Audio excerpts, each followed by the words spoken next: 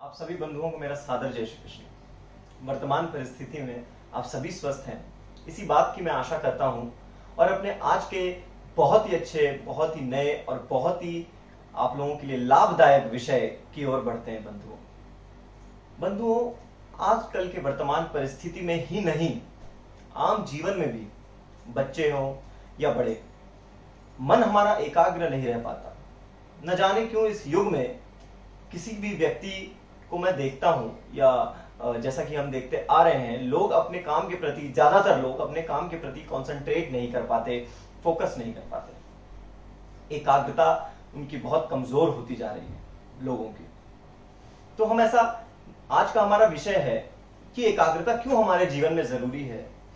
क्या कुछ ऐसे कारण हो जाते हैं जिनसे हमारी एकाग्रता अच्छी नहीं हो पाती, क्यों हमारा मन भटक जाता है, और अगर हमारा मन भटक जाता है और एकाग्र नहीं रह पाता, if we are not able to concentrate in our things, then what should we do, what are the remedies. हम ऐसा क्या करें जिससे हमारी एकाग्रता अच्छी हो।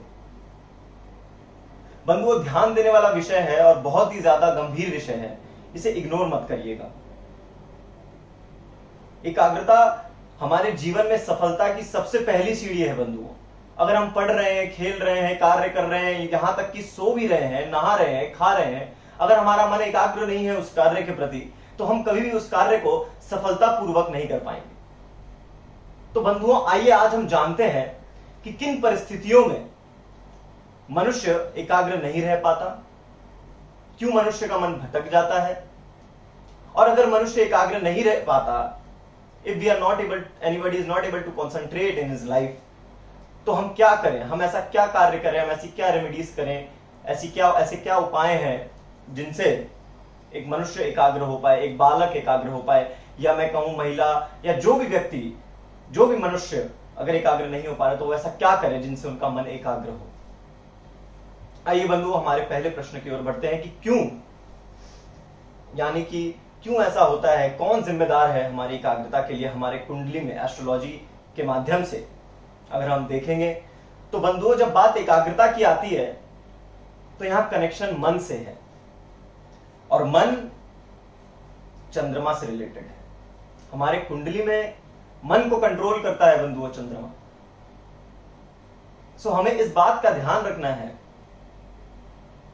कि चंद्रमा इफेक्ट करता है हमारे कंसंट्रेशन पावर को। अगर हमारे कुंडली में, यानी कि हाउस ऑफ हॉरोस्कोप्स में जो चंद्रमा का पोजीशन है, वो बहुत इफेक्ट करता है हमारे कंसंट्रेशन पावर को। बंधुओं, कुंडली भी 5 तत्वों से बनी होती है, जल, अग्नि, वायु, आकाश। तो बंधुओं, आप लोगों को मैं ये बता दूं कि जो 5 तत्व हैं उनका भी प्रभाव पड़ता है हमारे कंसंट्रेशन पे। 5 तत्वों के, अगर मैं उन लोगों के भी से भी अलग चले जाऊं तो मैं आप लोगों को यह बताऊं कि जो भाव होते हैं, जो कुंडली में हाउस ऑफ हॉरोस्कोप्स के जो भाव होते हैं, उनकी भी क्या प्लेसमेंट्स है, वो भी इफेक्ट करते हैं। तो इन तीनों बातों को ध्यान में रखना बहुत ज्यादा आवश्यक है बंधुओं, क्योंकि ये तीनों चीजें, ये 3 ही एस्ट्रोलॉजिकल माध्यम से, ज्योतिषीय माध्यम से, ये 3 जो पॉइंट्स हैं, ये काफी इंपॉर्टेंट है, जो कि मनुष्य की एकाग्रता के लिए बहुत ज्यादा प्रभावित करती है, इफेक्ट करती है उन्हें। आइए बंधुओं, आइए मित्रों, हम जानते हैं कि क्यों हमारा मन अब भटक जाता है। ये तो मैंने आपको बताया कि कैसे इफेक्ट होता है कंसंट्रेशन पे, क्या चीजों का कैसे कैसे इफेक्ट हो सकता है। अब हम जानते हैं कि किन परिस्थितियों में कंसंट्रेशन लेवल नेगेटिव रहता है मनुष्यों का। तो जैसा कि मैंने आपको सबसे पहले कहा था कि चंद्रमा कंट्रोल करता है मन को, और मन से ही कंसंट्रेशन पावर का लिंकअप है। तो चंद्रमा का प्लेसमेंट हमें देखना बहुत ज्यादा जरूरी है बंधुओं। चंद्रमा अगर केंद्र में नहीं है, या फिर मैं आपसे यह कहूं कि चंद्रमा अगर स्ट्रांग नहीं है कुंडली में, तो यह असर कर सकता है हमारे कंसंट्रेशन पावर को। चंद्रमा अगर राहु के संग किसी स्थान पर बैठा है कुंडली के किसी भी भाव में, तो वह हमारे कंसंट्रेशन पावर को बहुत हार्म कर सकता है। चंद्रमा अगर केतु के संग भी है तो भी बहुत हार्म कर सकता है बंधुओं। और एक बात मैं आप लोगों से यहां शेयर करना चाहूंगा, जो कि बहुत ही ज्यादा कॉन्फिडेंशियल तो मैं आप लोगों से नहीं कह सकता, सही वर्ड नहीं होगा, लेकिन ऐसी बात है जो आपसे कोई नहीं कहेगा। बंधुओं, एक योग होता है कुंडली में, केमद्रुम योग, यानी कि चंद्रमा अगर केंद्र में ना है, केंद्र में नहीं है, चंद्रमा अकेला है, चंद्रमा के 12वें भाव में और चंद्रमा के द्वितीय भाव में अगर कोई और ग्रह नहीं है और चंद्रमा पे किसी की दृष्टि भी नहीं है, ये पॉइंट्स को अच्छे से नोट करिएगा बंधुओं। तो इन पॉइंट से अगर केमद्रुम योग कैसे भी इंसान के जीवन में बन रहा है तो भी कंसंट्रेशन पावर बहुत कम हो जाता है बंधुओं। और मैं आप लोगों को यह बताऊं कि अगर किसी व्यक्ति का जो कुंडली का जो तत्व है, अगर वह वायु और जल तत्व का है, तो भी उनके कुंडली में काफी कंसंट्रेशन या उनके जीवन में कंसंट्रेशन बहुत कम हो सकती है, कंसंट्रेशन पावर या फोकस में बहुत कम हो सकता है बंधुओं। यहां तक कि मैं आप लोगों को और अगर एक और बात आप लोगों को मैं ये नहीं बताऊं कि और कौन सी चीज उस पर इफेक्ट कर सकती है, तो मैंने आप लोगों को अभी 3 पॉइंट्स ऐसे बताए कि इंसान का माइंड कैसे कंसंट्रेट कम होगा, किन किन चीजों का इफेक्ट होने से, कैसा इफेक्ट होने से इंसान का माइंड कम हो जाता है। आइए अब हमारे उस अगले विषय की ओर चलें कि किस स्थिति या किस परिस्थिति में इंसान का फोकस ज्यादा अच्छा रहता है। यह भी जान लेना आवश्यक है बंधुओं कि मैंने ये तो आपसे कह दिया कि किन किन लोगों के लिए यह अच्छा नहीं है, लेकिन यह बताना भी काफी आवश्यक है कि किन किन लोगों के लिए यह अच्छा है। तो मानव जीवन में कुंडली अगर अग्नि या पृथ्वी तत्व की होगी बंधुओं, तो उसका कंसंट्रेशन पावर उस व्यक्ति का काफी मजबूत होगा। अगर चंद्रमा स्ट्रांग है, केंद्र में है बंधुओं, और चंद्रमा स्ट्रांग है, तो उसका भी कंसंट्रेशन पावर बहुत अच्छा होगा। और एक मैं आप लोगों को बहुत ही अच्छी बात बताने वाला हूं, अगर चंद्रमा स्वामित्व भाव में है और 5वें भाव में भी है, तो भी बहुत ज्यादा कंसंट्रेशन पावर आप लोगों का इंक्रीज रहेगा, जिनके संग भी ये जो मैंने आपसे प्लेसमेंट कई बार अगर वैसा है। और भी बंधुओं, मैं आप लोगों से यह भी कहना चाहूंगा, अब हमारे नए विषय मतलब अगले क्वेश्चन की ओर मैं चलते हुए ये कहना चाहूंगा कि ऐसा क्या हम उपाय कर सकते हैं जिनसे जिन लोगों का मन भटका हुआ है अभी भी, अगर वह एकाग्र नहीं है, कंसंट्रेट नहीं कर पा रहे हैं, या जो मैंने प्रॉब्लम्स अभी आप लोगों को कहा वह प्रॉब्लम्स वे भी फेस कर रहे हैं। ये जो मैंने आपको पॉइंट्स बताए हैं अभी बंधुओं, अब मैं रेमेडीज की ओर आता हूं कि हमें ऐसा क्या करना चाहिए जिनसे हमारे जीवन में एकाग्रता बढ़े। तो बंधुओं आइए रेमेडीज की ओर चलते हैं। सबसे पहला रेमेडी कि हमें प्रतिदिन सुबह जल्दी उठना होगा। 6 बजे उठने की आदत डालनी होगी बंधुओं। मैं तो उससे भी पहले की कहने वाला हूं, लेकिन आज की वर्तमान परिस्थिति में लोग यह कार्य नहीं कर पाते, जो कि बहुत ज्यादा आवश्यक है बंधुओं। सुबह उठना होगा सही समय से, और इतना ही नहीं, जो व्यक्ति एकाग्रता को नहीं ला पा रहे अपने जीवन में, उन्हें जब स्नान करने वह जाए तो गुलाब जल हल्का सा अपने पानी में डाले, जिससे खुशबूदार हो जाए वह पानी। जिस जल से वह स्नान करे वह खुशबूदार जल हो, कुछ ऐसा एसेंस उसमें डाले जो नहाने लायक हो, जिसमें खुशबू हो अच्छी। मैं गुलाब जल प्रेफर करूंगा आप लोगों फॉर एग्जाम्पल। प्रतिदिन नहाने के बाद, यहां हमारे रेमेडीज ओवर नहीं हो रहे, पूरी बात को सुनिएगा। प्रतिदिन नहाने के बाद सूर्य देवता को अर्घ दें बंधुओं। सूर्य देवता को अर्घ देने से, नहाने के बाद एक नहीं अनेक फायदे होते हैं, लेकिन आज का हमारा जो विषय है कंसंट्रेशन का, यह तो निश्चित रूप से बढ़ता है।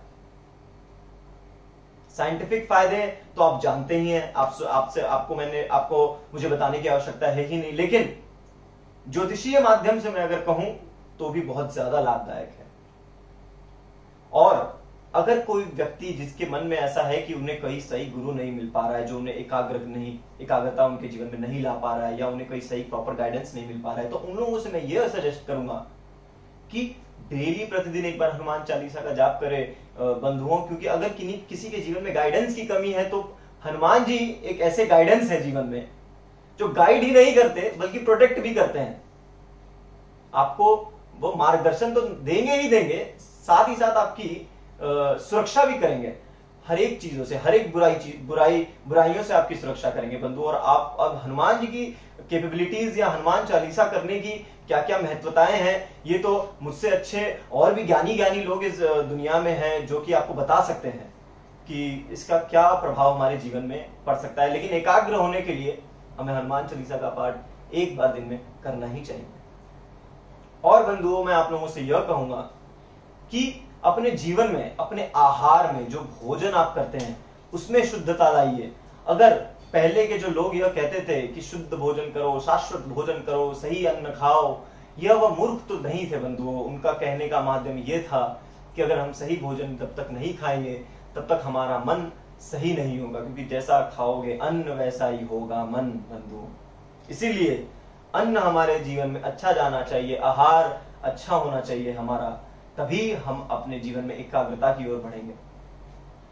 और मैं आप लोगों को एक और लास्ट उपाय बताऊंगा, सजेस्ट करूंगा कि आप ये जो मैं आपको उपाय कहने वाला हूं अभी, ये सबसे ज्यादा इंपॉर्टेंट भी हो सकता है लेकिन सबसे ज्यादा प्रिकॉशनरी भी है। मैं आप लोगों को यही सजेस्ट करूंगा कि आप इस उपाय को तभी धारण करिए इस उपाय को अपने जीवन में तभी धारण करना है जब किसी प्रोफेशनल एस्ट्रोलॉजर या किसी प्रोफेशनल ज्योतिषाचार्य या कोई जिन्होंने आपकी कुंडली का विश्लेषण किया है, जब तक वो आपको सजेस्ट नहीं कर रहे तब तक आप ये उपाय नहीं करिएगा। मोती, जी हाँ बंधुओं, मोती धारण करना चाहिए अगर अगर आपका मन एकाग्र नहीं हो पा रहा है तो। लेकिन यह उपाय कब करना है?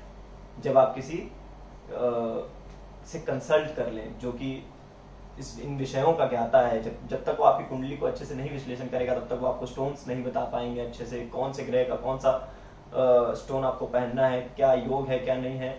लेकिन मोती पहन सकते हैं, लेकिन कब पहनना है बंधुओं? जब तक आप कंसल्ट कर लेंगे उसके बाद ही पहनना है। ये मैंने आज आप लोगों को जो विषय पे मैंने आज चर्चा की बंधुओं, वह विषय को इग्नोर तो नहीं करना है आप लोगों को। और मैं आशा करता हूं कि आप मेरे इन दिए गए उपायों को करेंगे और इससे आपका मन एकाग्र तो होगा ही होगा, संग ही संग आपका मन प्रभु की ओर, या मैं आपको यह कहूं कि आपका जो मन है वह शाश्वत की ओर, शुद्धता की ओर जाएगा बंधुओं। आप सुनिश्चित मैं कह सकता हूं कि आपका मन कॉन्सेंट्रेट होगा, कॉन्सेंट्रेशन पावर आपका बढ़ेगा, एकाग्रता आपके मन में बढ़ेगी अगर आप इन उपायों को करेंगे। तो आज मैंने आप लोगों को जो पॉइंट्स बताए हैं उनको ध्यान रखिएगा, अपने स्वास्थ्य का ध्यान रखिएगा, अपने घर वालों के स्वास्थ्य का ध्यान रखिएगा, प्रभु का सदैव स्मरण करिए। मेरे इस पेज को शेयर करना, सब्सक्राइब करना मत भूलिए। मैं वापस आता रहूंगा आप लोगों के जीवन को यूं ही सरल बनाने के लिए, एस्ट्रोलॉजी एवं वास्तु के माध्यम से आप लोगों के जीवन को कल्याणकारी बनाने के लिए, मंगलमय बनाने के लिए मैं पुनः आता रहूंगा। आप यूं ही मुझे मेरे पेज को शेयर करते रहिए यूट्यूब, इंस्टाग्राम और फेसबुक के माध्यम से। इस वर्तमान परिस्थिति में आप लोगों को और बल प्रदान करने के लिए, अगर हनुमान जी मुझे बल प्रदान करेंगे तो मैं आप लोगों को बल प्रदान करने अवश्य आऊंगा। एस्ट्रोलॉजी और वास्तु के माध्यम से अपनी ये सेवा अवश्य प्रदान करूंगा। आज आप लोगों से यही मैं इजाजत चाहूंगा। जय श्री कृष्ण बंधुओं, जय श्री राधे।